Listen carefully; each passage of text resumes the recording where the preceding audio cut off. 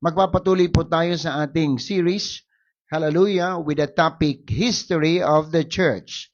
And lesson 7 na po tayo at mayroon po tayong ang ating pag-aaralan na topic ngayon ay ang the conversion of a good man.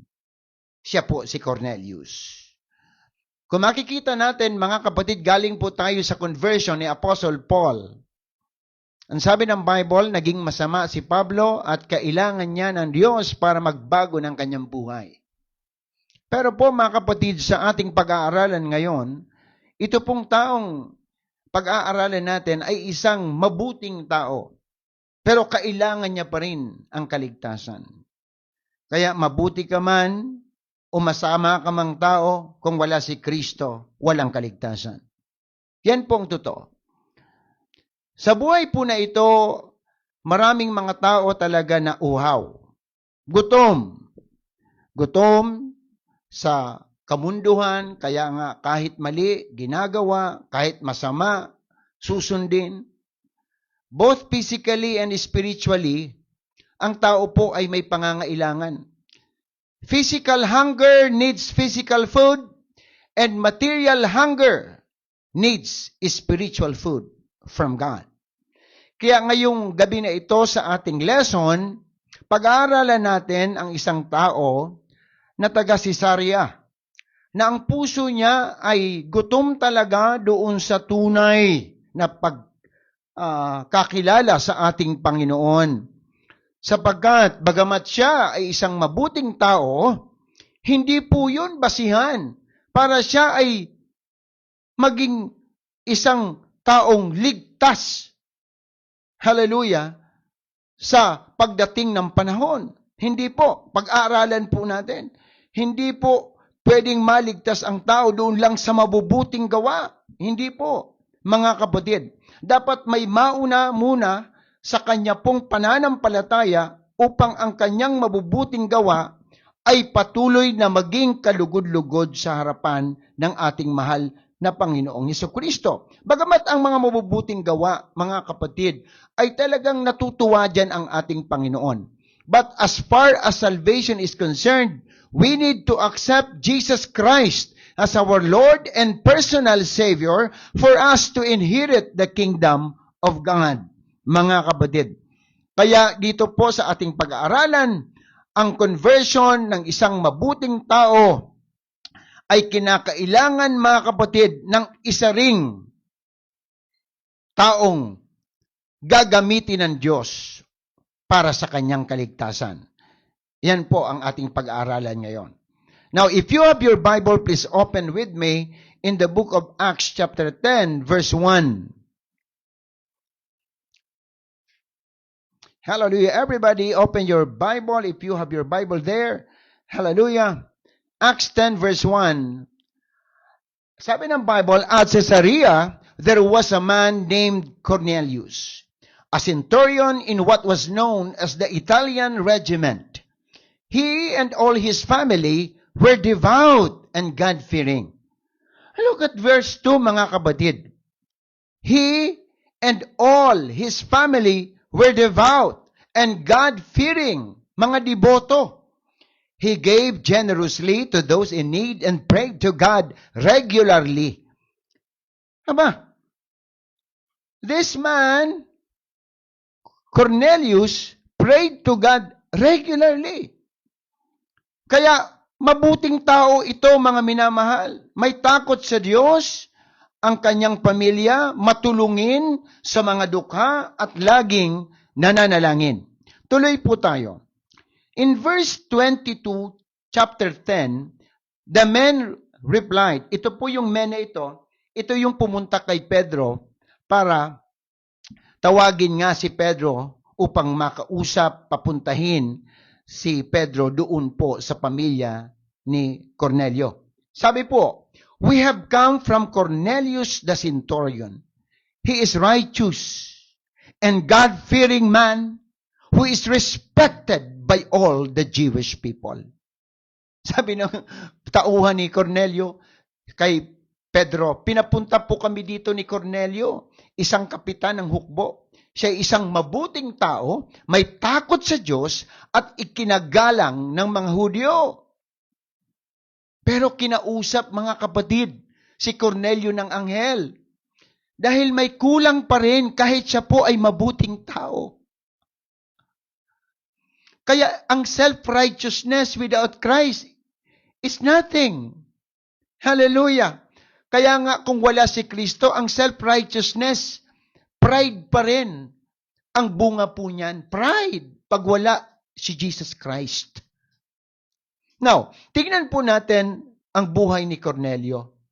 Cornelius, the centurion, was the first Gentile convert. He was the first Gentile convert, mga kapatid. He was a Roman officer with much power and authority and in command of 100 personnel. Centurion nga, from the word century. Kung noon malulupit ang mga centurion, iba si Cornelius. He was a good man. Pero kahit mabuti siyang tao, kailangan niya si Kristo. Hallelujah. Now, how good was Cornelius? How good? Gaano siya kabuti? Sa ating pong binasa, ang sabi diyan, he was a devoted man. Maliwanag po in verse 2, nabasa na natin, hindi lamang po siya, maging ang kanyang pamilya. God-fearing, devoted sa Diyos. Nagbibigay lagi sa nangangailangan. Nananalangin. Hindi lang isa, dalawa, kundi regularly, mga kapatid.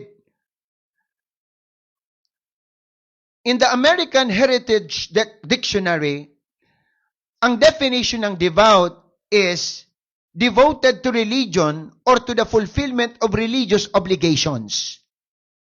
Another, consistent with what is morally right and what is righteous. Yan yung pag sinabi pala nating devout. Ganun pala ang definition yan. Now, but though we live morally good lives and do our human best to live without sin, yet unless we receive Jesus Christ, we cannot be saved. Tandaan po natin yan. Because, you know, when we accept Jesus Christ, we receive salvation. But, if we reject Jesus Christ, we reject salvation. Because salvation is from Jesus Christ alone. Hallelujah! Tandaan po natin yan, mga kapatid. Glory to the living God. And we cannot buy salvation by our own good works of righteousness. We need to receive Jesus Christ to earn His salvation. Ephesians 2:8-9, for it is by grace you have been saved through faith. And this is not from yourselves. It is the gift of God, not by works, so that no one can boast. Yan ang sinasabi ko. Pag ang self-righteousness, wala si Kristo, boastfulness ang resulta po niyan. Pero kung nandyan si Kristo, ang gawa po natin ay kasama ang kapakumbabaan. Kasama po ang pagpupuri para sa kapurihan ng Diyos. Hallelujah.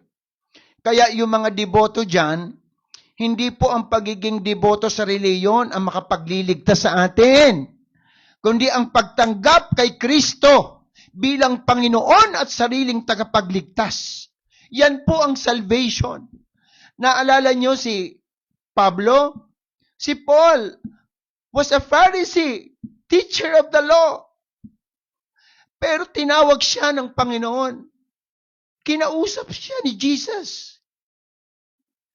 Hindi niyo po nakikita ang ating pinag-aaralan na maliwanag po ang plan of salvation sa Biblia buhat sa ating mahal na Panginoong Hesukristo.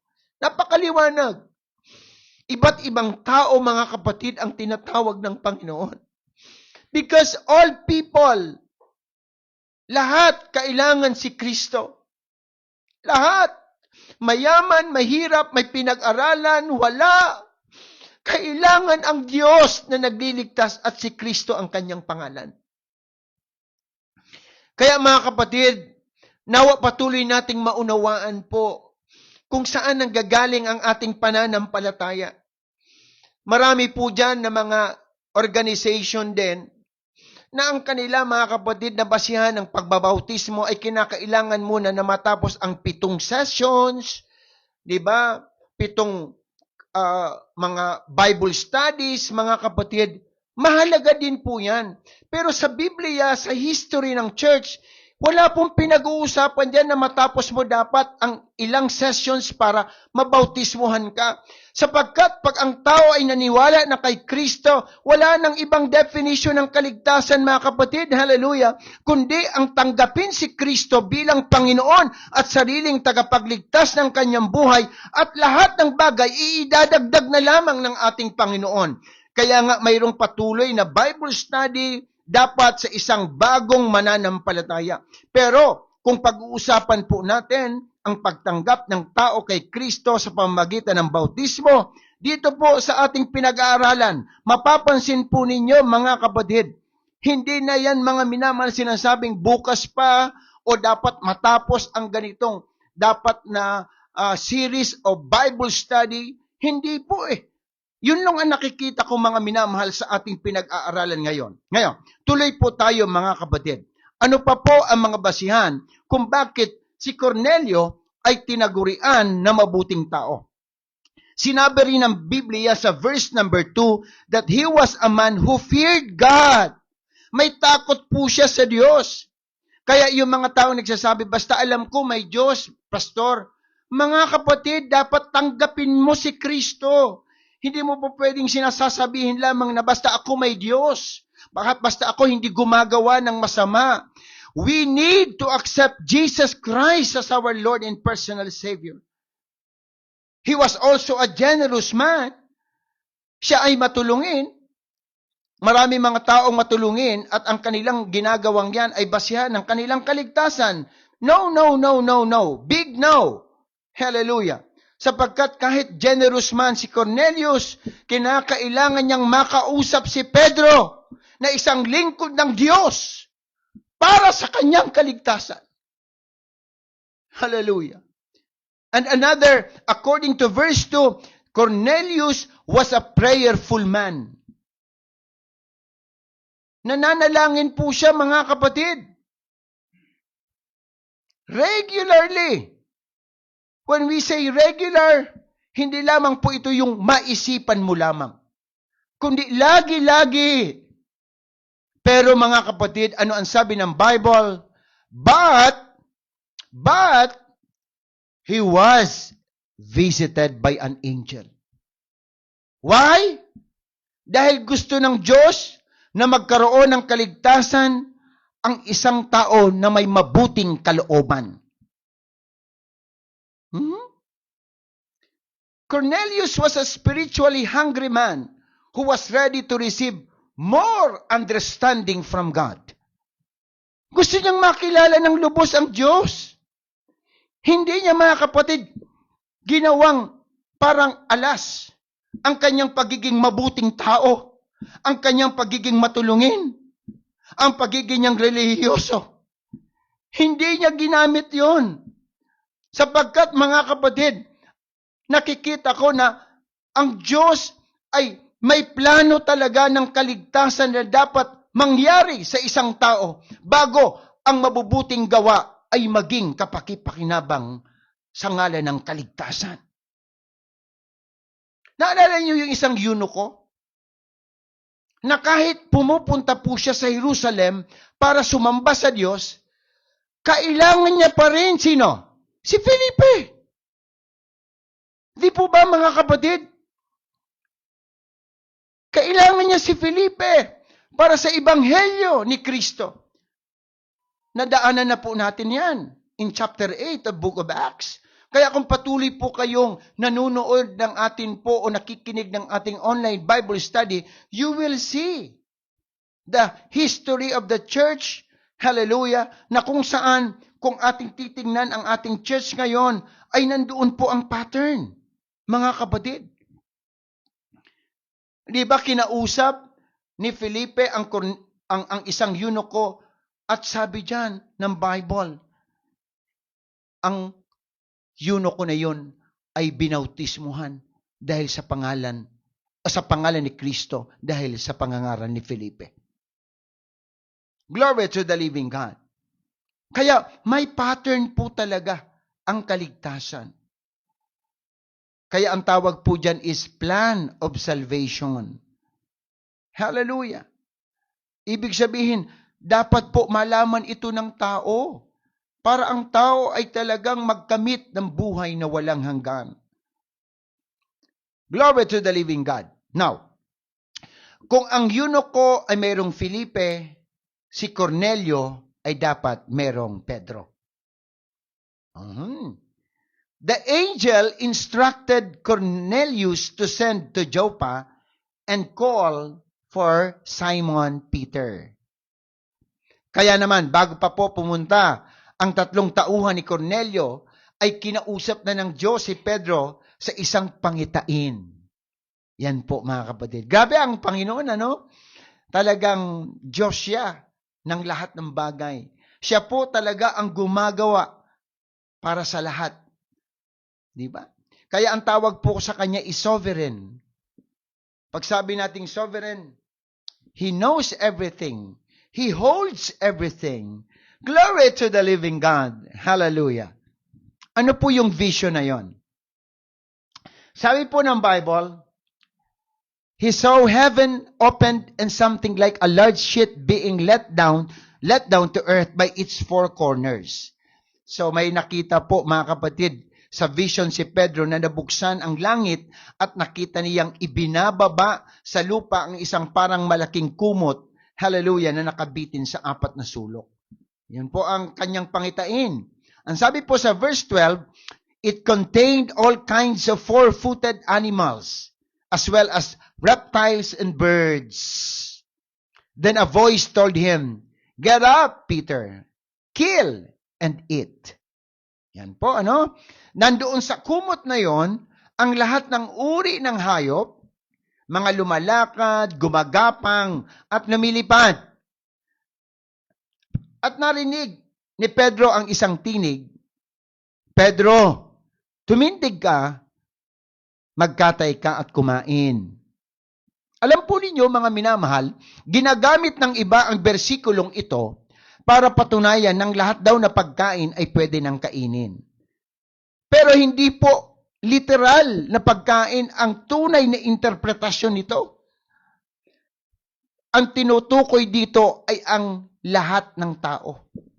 Hintil man o Hudyo. Yun po ang tunay at tamang interpretasyon dito mga kapatid. Wala ka nang dapat piliin pa. You know why? Si Cornelio ay isang hentil. At si Pedro, mga minamahal, ay naniniwala pa rin, hallelujah, na ang mga Hudyo ay hindi dapat makiusap sa mga hentil. Ano banggit po yan sa chapter 10, mga kapatid? Tuloy po tayo mga minamahal. Verse 14, sabi ni Pedro, surely not, Lord. Peter replied, I have never eaten anything impure or unclean. You see, nandoon pa rin mga kapatid kay Pedro yung batas. Kasi Hudyo si Pedro. Hallelujah. The voice spoke to him a second time, do not call anything impure that God has made clean. Mayroon na talagang plano ang Diyos. Hallelujah. This happened 3 times and immediately the sheet was taken back to heaven. Diba? Sumagot si Pedro mga kapatid, sabi niya sa tinig mula sa Diyos, hindi ko po magagawa, Panginoon, kailanman hindi ako kumain ng anumang marumi at di karapat-dapat na kainin. Kaya sabi ng Panginoon, huwag mong ituring na marumi ang nilinis na ng Diyos. At 3 ulit daw po itong nangyari. At pagkatapos nito, inaakyat sa langit ang kumot na yon. You know, Peter explained this vision when he met the 3 men sent by Cornelius. Hallelujah. Mamaya, madadaanan po natin yan. So, Peter visited Cornelius and his household. Ang kagandahan po dyan sa isang lingkod ng Diyos, sumusunod sa tinig ng Panginoon. Ang sabi ng Bible, Peter obeyed the voice of God, though it was against from Jewish law, to communicate the Jews to the Gentiles. Alam po yan. But the vision was very clear. Everything can be eaten. Wala nang Hudyo, wala nang Hentil sa ngalan ng kaligtasan. That is why Peter went to Cornelius' house.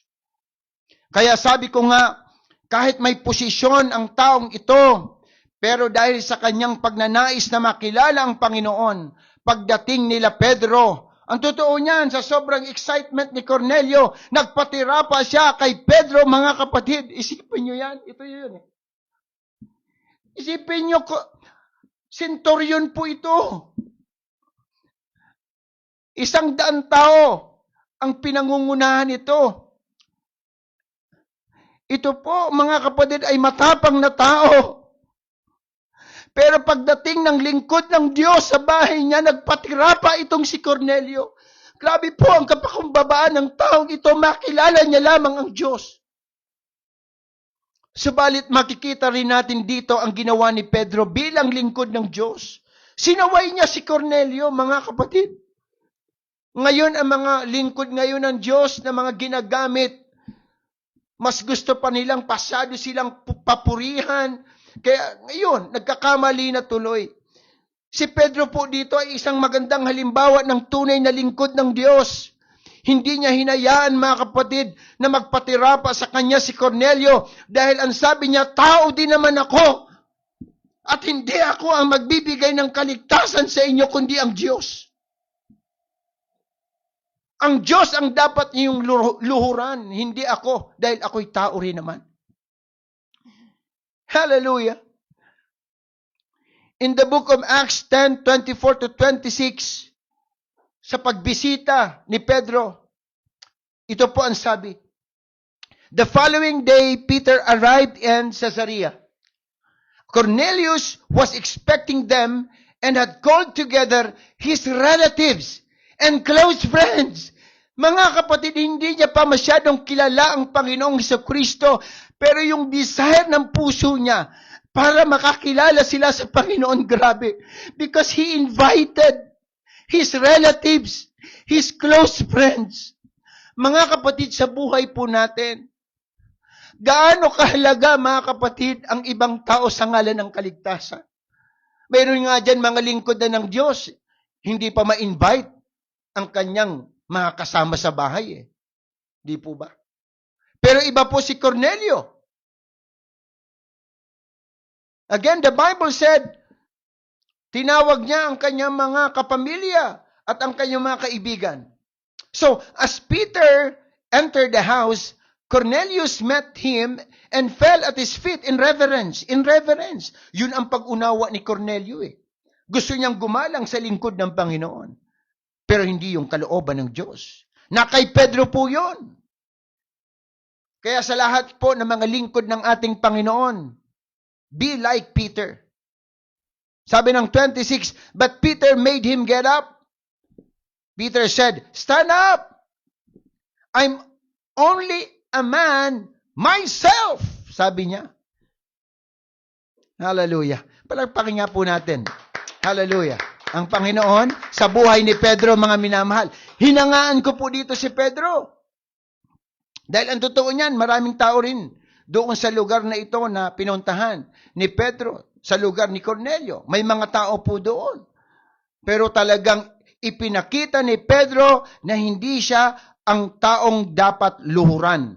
Ang dapat luhuran, mga kapatid, ay ang Diyos lamang. Sapagkat ang pagluhod po is a form of worship. Tandaan po natin yan. Sabi ng Bible, sinalubong ni Cornelio si Pedro. Nagpatira pa at sinamba. Sabi sa Tagalog, sinamba. Ngunit sinabi ni Pedro, Cornelio, tumayo ka, ako'y tao ring tulad mo. Kaya hindi po dapat talaga niluluhuran ang mga ribulto ng mga santo. Kaya sa lahat pong nanonood ngayon ng mga kaibigan, na mayroong pa pong pananampalataya sa mga imahen. Hallelujah. Hindi po yung kalooban ng Panginoon. Sa mga kaibigan po nating relihiyoso, it's time to know the truth. Na ang pagpapatira pa sa mga ribulto ng mga santo, santa, ay hindi po kalooban yan ng Diyos. Yan po, pasensya na, ay kasalanan sa harapan ng Diyos. Kung gusto nating makilala ng lubusan, Diyos lamang ang dapat nating sambahin at pasalamatan. Hallelujah! Sa ngalan po ng kaligtasan, ha? Hallelujah! Kaming mga pastor, workers, ginagamit lamang ng Diyos. Maganda naman na igalang natin ang mga workers, pero hindi po dapat ginawa mga minamahal ni Cornelio na magpatira pa na halos ang tingin nila sa lingkod ng Diyos ay Diyos na. Hindi po yun kalooban ng ating Panginoon. Hallelujah! So, after that, sabi po dyan, Peter preached the message of the gospel of Christ.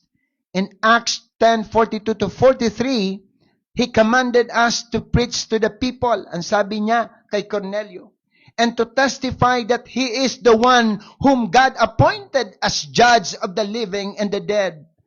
Ini-explain niya kila Cornelio na itong si Jesus ang aming ipinapangaral dahil siya ang magpapatawad ng kasalanan ng mga tao. Hallelujah. Ang sabi ng Bible, all the prophets testify about Him. All the prophets. Sabihin nyo na kung sinong kilala nyong propeta sa lumang tipan. According to Peter, all the prophets testify about Jesus Christ. That everyone who believes in Him receives forgiveness of sins through His name. Everybody say amen. There is power in the name of Jesus. There is power in the name of Jesus. There is forgiveness in the name of Jesus. There is healing in the name of Jesus. There is salvation in the name of Jesus. Kaya napakaganda po ang tema ng Mindoro Church, Jesus the powerful name. Kaya sabi ni Pedro kay Cornelio, inatasan lamang kami, Cornelio, na mangaral sa mga tao at magpatotoo kay Kristo bilang hukom, sabi niya, sa mga buhay at mga patay. Kaya sabi ni Pedro, tandaan ninyo, ang bawat sumasampalataya sa Kanya ay tatanggap ng kapatawaran sa kanilang mga kasalanan sa pamamagitan ng Kanyang pangalan. I'll repeat, pangalan. Kaya tama yung sabi po sa Acts 4:12, walang ibinigay na pangalan sa silong ng langit na sukat ikaligtas ng tao, kundi ang pangalang Jesus. Isang malakas na palakpak. Hallelujah. Sa lahat po ng nanonood ngayon, pahalagahan nyo ang pagkatawad ng Diyos sa buhay po ninyo. Hallelujah. Ulitin ko po, mabuting tao itong si Cornelio. Pero kailangan niya ng kaligtasan. Because according to Romans 3:10, all have sinned and fall short of the glory of God. Lahat ay nagkasala at hindi nakaabot sa kaluwalhatian ng Diyos. Tandaan po natin yan. From this lesson, makikita natin mga kapatid, yung manifestation of salvation. Maliwanag po yan mga kapatid. In the book of Acts 10:44 up to the following verses, sabi po dyan, while Peter was still speaking these words sa kanyang pangangaral, the Holy Spirit came on all who heard the message. Kanino po pumunta ang banal na Espiritu Santo? Sa lahat ng nakinig. Sa lahat ng nakinig ng Ebanghelyo.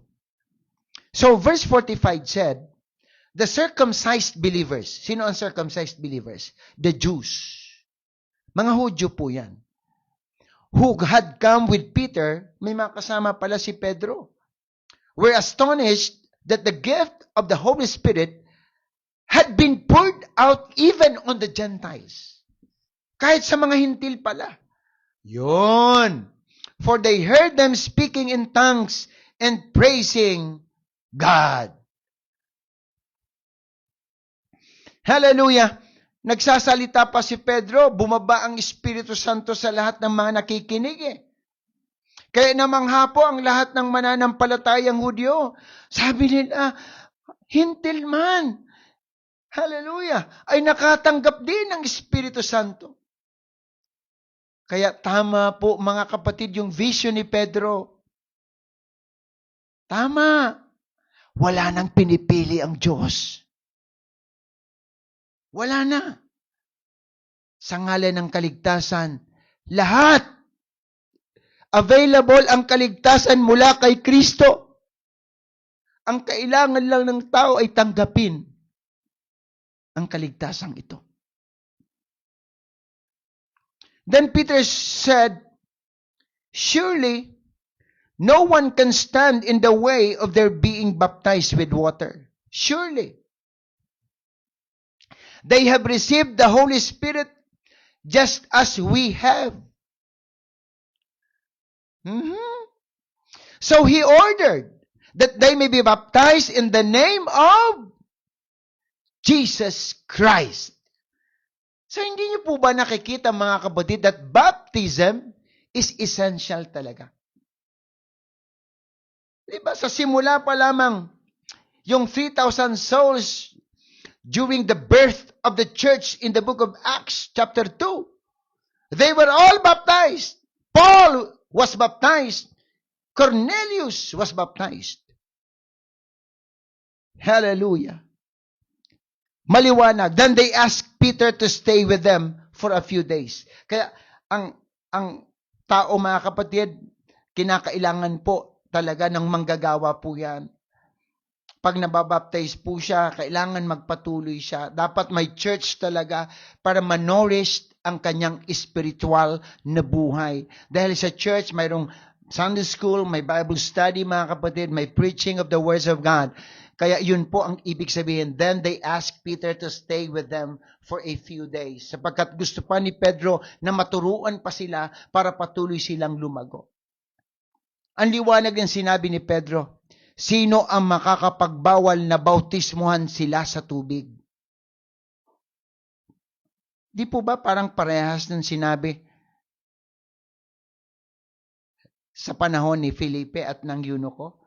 Anong sabi ng eunuko? Mayroon bang makakahadlang para hindi mo ako bautismuhan? Oh, hallelujah.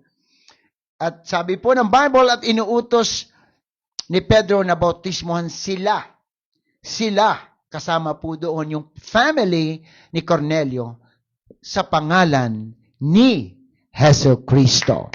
Woo! Hallelujah! Purihin ang Panginoon.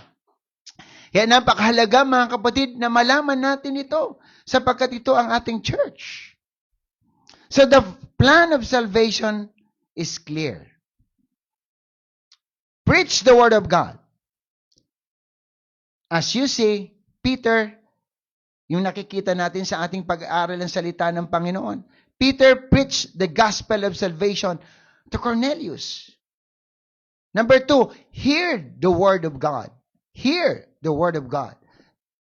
Dapat makinig ang tao. Cornelius and his relatives and friends heard the message of God. Nakapakinig sila. Nakinig sila. Hindi sapat na makinig lamang mga kapatid. Accept the word of God. They accepted the word of God and they were being baptized in the name of Jesus Christ. That is why be baptized. And napakahalaga po ito. Continue serving the Lord.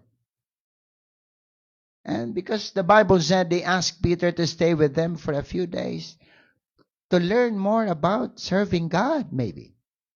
Amen? Kaya napakahalaga mga kapatid na malaman natin ang plano ng kaligtasan sa ating buhay.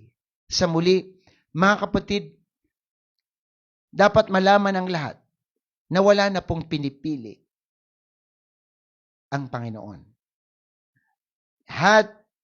meron pong pagkakataon na maligtas.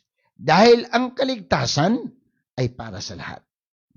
And in my conclusion, mga minamahal, glory to the living God, maliwanag mga kapatid, na talagang ang isang taong ito ay handang tanggapin ang Panginoon. Cornelius was a devoted man who feared God and gave willingly his life to Jesus Christ. His selfless and generous spirit led to the visit of an angel from God. Kaya nga, binisita pa siya. Napakaliwanag mga kapatid, ano? Isang hentil na binigyan ng biyaya ng Panginoon. Binisita ng anghel ng Diyos, who told him what he needed to do to receive salvation from Christ. Glory to the living God. What a blessing, mga kapatid. In Acts chapter 4, verse 12, God's word translation, no one else can save us. Indeed, we can be saved only by the power of the one named Jesus and not by any other person. Palagpakan natin ang ating Panginoon. To God be the highest glory. Nawa mga kapatid, nakikita po natin ang iba't ibang sitwasyon ng buhay ng tao na kung saan isa lamang ang tunay na kailangan. Sa ngalan ng kaligtasan, si Jesus lamang ang tunay na daan. Magandang gabi po, pagpalain tayong lahat ng ating mahal na Panginoong Hesus Kristo.